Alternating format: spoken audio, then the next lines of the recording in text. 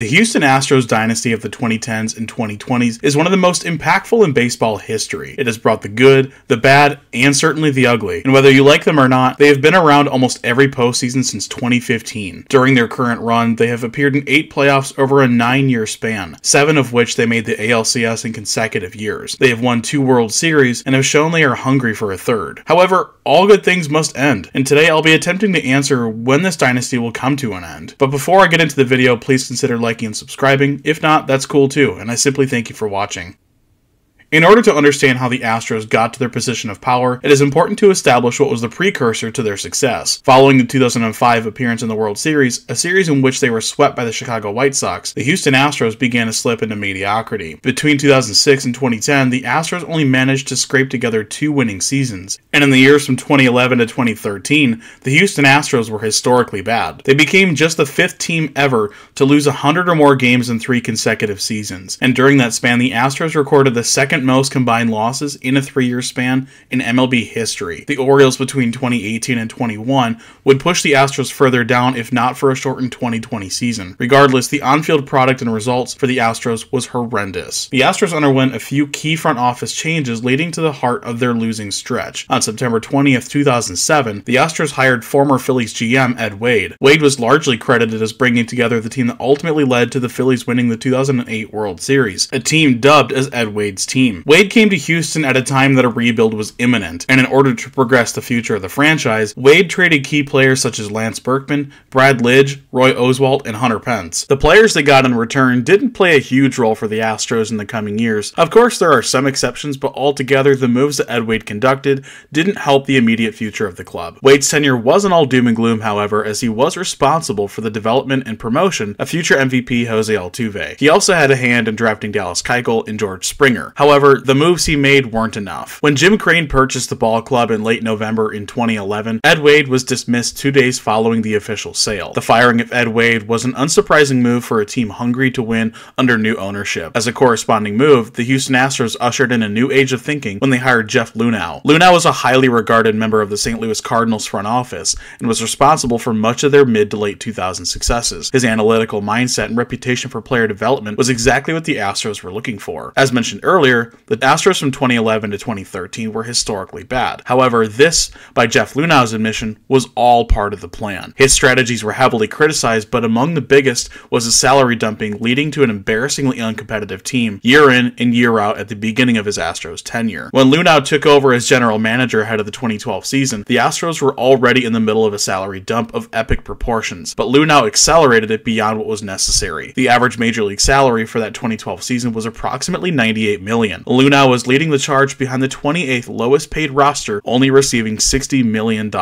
And if you thought that was crazy, in 2013 he doubled down and slashed salary to the lowest the franchise had seen since 1992. At just north of $22 million, the Astros had the lowest salary in baseball by $14 million and were a full $84 million below the league average. According to Forbes, there were 10 players in Major League Baseball whose salaries individually were higher than that of the entire Astros roster. To say Luhnow was a factor to the salary cutting would be an understatement. Houston was, at this time, the least competitive it had ever been. It was borderline betrayal. Other allegations came from many, but Billy Frijoles of Athletics Nation wrote in a May 2014 article that Jeff Luhnow was accused of intentionally putting a non-competitive roster on the field, manipulating service time, and sacrificing player happiness for the sake of a gamble on future winning. These are some strong accusations from a rival fan base beat writer. However, from that day of publishing forward, the Astros maintained a 217 and 214 record over their next 231 games. It may not seem like much, but it's a swift turnaround from losing 326 games in the 3 seasons prior. Furthermore, the 2017 Astros began to lay the foundation for their winning ways. They went on to win the World Series following a 101-win season, and the winning didn't stop there. 10 years later, following the article's publication, we can see that Jeff Luhnow's scorched earth strategy was the way to go to build an unstoppable dynasty. And of course,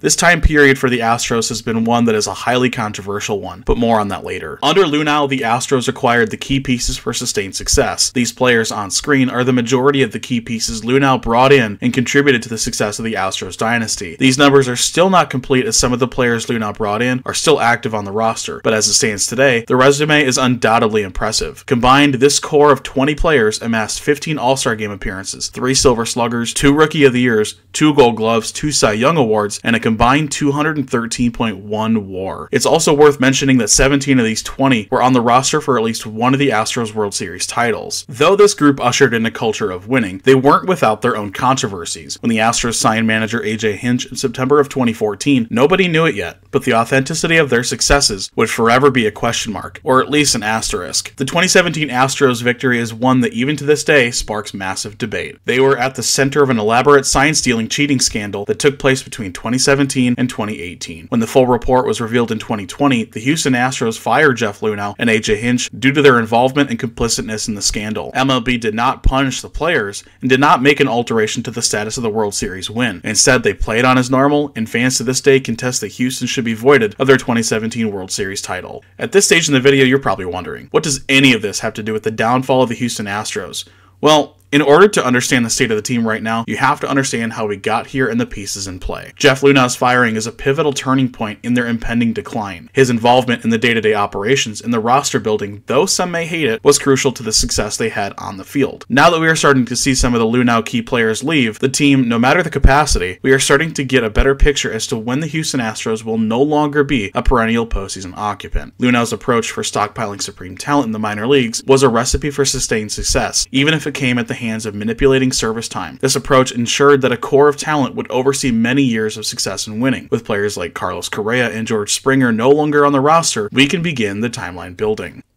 Let's knock the last few years out of the way in a quick recap. In 2020, following the firing of Hinch and Luhnow, the Astros lost in the ALCS at the hands of the Tampa Bay Rays in the COVID-shortened season. In 2021, Houston lost in the World Series to the Atlanta Braves. In 2022, the Astros won the World Series over the Philadelphia Phillies, and in the process, made baseball fans stomach the fact that they had legitimately won a World Series. In 2023, the Astros lost in the ALCS to the Texas Rangers, which now brings us to today. As of the time of this recording, the Astros are 14-25, and their 7-19 start was the franchise's worst since the 1969 season, when they were in their first year under the Astros nickname. Not even in their worst years between 2011 and 13 did they start this poorly. 9-17, 12-14, and 8-18 were those years and how they started. Now, I'm not implying that they are going to begin their descent this season, but this should come as a warning sign that the Astros are entering their decline. If we look at the dynasty as a whole, starting in 2015 when they made their first playoff appearance since 05, you can see that traditionally in their first 25 games of a season, the Astros performed pretty well with an average win percentage of .573. Over the span of 162 games, that becomes a respectable 92 wins. That average even includes a 2016 season in which they started 8-17 and missed the playoffs. All of this is to say that the current narrative of the Astros being slow starters is completely false. The Astros are notoriously slow starters. During their most successful years, the Astros average a 92-win pace. And I don't know about you, but a 92-win pace out of the gate is not a slow start. And if you look at baseball history, the Astros' 7-18 record in their first 25 games is historically bad. There have been only 127 teams ever, 5 included this year, to start with that record or worse. Coming back from that is almost unprecedented, as there has only been 2 teams to make success after that start. And those teams were the 1981 Royals in a season that was adjusted due to strike, and the 1914 Boston Braves, who eventually won the World Series that year, but then again, there were only 8 teams in the entire National League to compete with that year. For the Astros to climb from their hole and even make the playoffs, it means that they're battling baseball history. This start to 2024 for Houston is largely unexpected, too. Heading into the year, Houston was picked as the favorite to win the division by sources such as ESPN, MLB.com, The Athletic, CBS Sports, Sporting News, and USA Today, among many others. So what exactly is going wrong for this Astros team? In 2 words, the pitching. The Astros rank among the league worst in most tangible statistical categories. Heading into the season, many regarded the Astros pitching staff as one of the best in baseball. And rightfully so, because when the staff is healthy, it's one of the most dangerous in the sport. However, the Astros find themselves surrounded by a combination of underperforming and injured pitchers. This is a lethal combination for a team looking to continue a run of postseason dominance. So when you look at 2024 as a whole, it can be tough to predict where this team will wind up. Yes, they could shock the world and be the first team in over 40 years to start this poorly and end up in the postseason, but they could also miss the playoffs and begin their descent into obscurity. Though it may seem dramatic, it's a real possibility. The Astros have lots of talented players on their roster right now, and they are more than capable of playing in the postseason again. And at this stage in the video, I think we should introduce the main characters of the story, and be warned, there will be lots of names thrown around.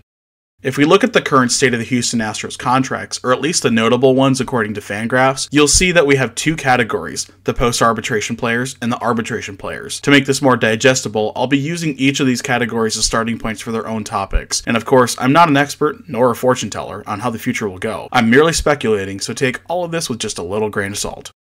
Beginning with the post-arbitration category, we have 12 players who are in contracts with the Astros where they are free to negotiate extensions or elect for free agency depending on what that player desires. Regardless, this is the core that is free agent eligible. Over the next 6 years, the Astros will have these 12 men become eligible for free agency should an extension or re-signing not occur. So let's break down each of these 6 years and the players among them. And starting with 2024, when this season comes to a close, the Astros have 2 players that will be in question, Alex Bregman and Kendall Graveman. Bregman is an interesting case, and one that is the hardest to predict in the long run for the Astros. He has been a cornerstone player for them since his debut in 2016. He has amassed multiple All-Star Game appearances and a Silver Slugger award. Not to mention, he's been on both World Series rosters for the Astros. His consistency is something that all teams would love to have, and at this stage, Bregman reportedly has not been in talks about an extension with the ball club. So it leaves us to wonder if Bregman will stay or go, and if he does stay, what will the price tag be? Although it's tough to say for certain, I had my friend over at Strike Zone Media run a poll of his audience to determine where people thought he would wind up and for approximately what the contract terms would be. The results, over a combined 291 votes, ruled that Bregman would not be returning to the Astros following 2024, and he would likely be a bargain contract at a total value under $100 million. Whether you like the voting or not, these are the results, and for this video purpose, I'll honor it. Consider this a loss for the Astros. As for Kendall Graveman, he has the misfortune of missing the entire 2024 season due to a surgery on his throwing shoulder. He is set to finish 2024 having made $8 million this season, and I would expect him to return to Houston on a similar salary per year. His efficiency in the past few seasons is something that I think the Astros will want in their bullpen for at least 2 more years. So with that said, he will, by my estimation, be an Astro through 2026. 2025 will be an interesting year for the Astros and their contract situation, as there will be 5 players coming to the conclusion of their contracts. What makes this core of guys interesting compared to the other years with impending expiring contracts is that all of these players are 30 years of age or older, meaning this core will be less likely to sign for a long-term return. The first of these 5 players is journeyman catcher Victor Caratini. Although Victor has put up okay numbers for his career and is a reliable player defensively, he hasn't found much stability and has constantly served as a team's backup catcher since the beginning of his career in 2017. He hasn't played more than 116 games in a season ever and is currently tied to a 2-year, $12 million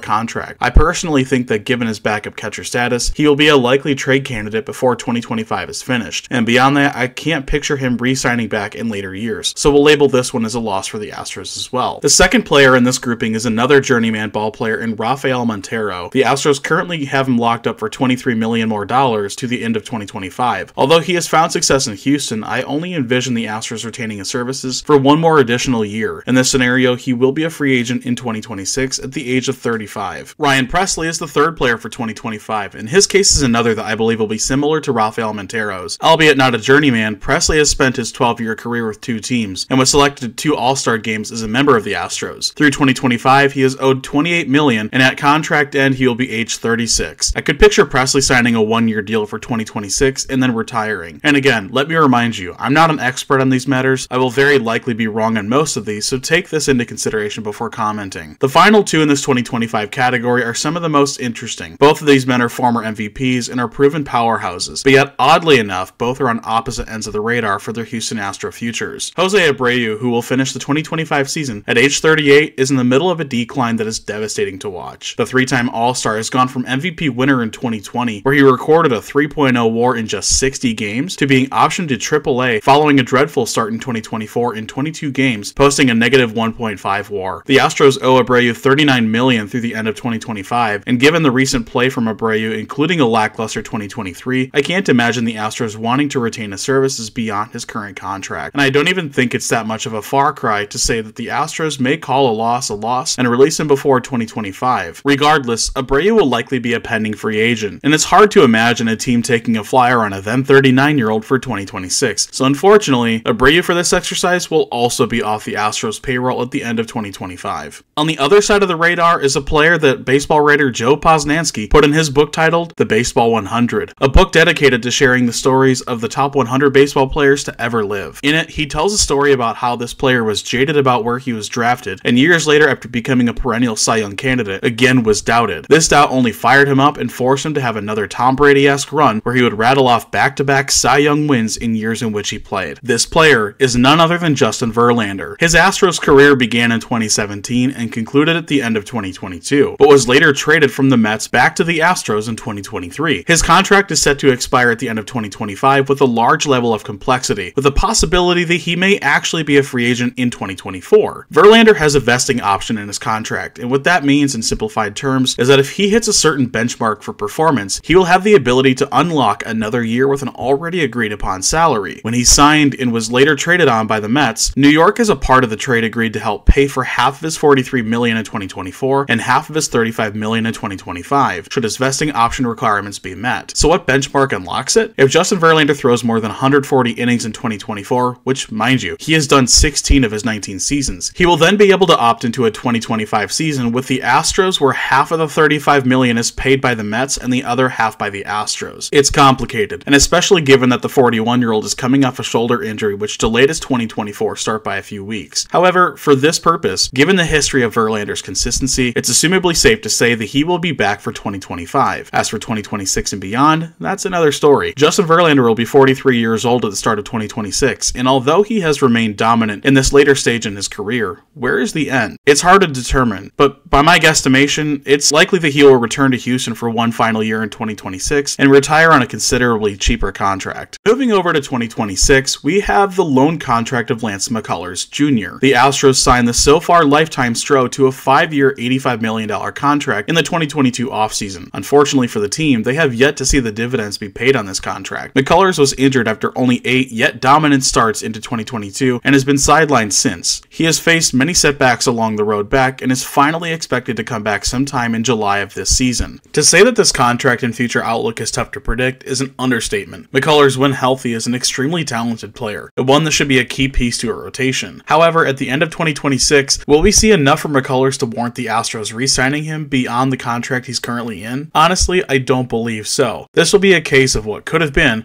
and the Astros will likely move on from the righty after his contract is up. The 4 remaining players in the post-arbitration category will have their contracts expire between 2027 and 2029. Each of these players are in their own right some of the most talented players in baseball. Predictions for guys this far out can be risky and hard to predict, as we've seen in Jose Abreu's case, where a drop-off can be seen over just a 4-year span. Regardless, I am fully expecting these predictions to be the most far off of any in this video as it ages. In 2027, we will see Christian Javier's contract expire. However, I think this is a player Astros fans can get excited about holding on to, but more on that in a second. Christian Javier is one of the most electric starting pitchers in the game when he is on his game and healthy. He has a lifetime clip of 10.2 strikeouts per 9 innings pitched and has a World Series no-hitter under his belt, and all of this is by the age of 27. This early resume has prompted the Astros to extend him through 2027 for a grand total of $64 million. By the time his contract will expire, Javier, who will be 30 years old, will likely be a pitcher the Astros will try to retain. I fully expect the Astros to sign the right-hander to a multi-year deal and be a pitcher the rotation can be built around. In 2028, the Houston Astros will need to make a crucial decision on 2 contracts, the first player being Yordan Alvarez. The former Rookie of the Year will be 30 years old when his contract is set to finish, and by then I fully expect Yordan to be a full-blown superstar. He is a perennial candidate each year for 30 home runs, 100 RBI, an average around 290, and an OPS plus of 150 to about 160. He is a massively gifted athlete, and his acquisition under Jeff Luhnow cannot be understated. If he continues at his pace and remains healthy, Yordan Alvarez will be revered as one of the game's greats. So what is the price tag of somebody of his reputation come 2028? It's hard to say, especially with how much players' salaries increase from year to year. However, one thing I would assume for sure is the fact that the Astros are aware that Yordan needs to be their franchise player and cannot be traded nor walk in free agency. For that reason alone, I anticipate Yordan Alvarez to be a lifetime Astro, and when 2028 comes around,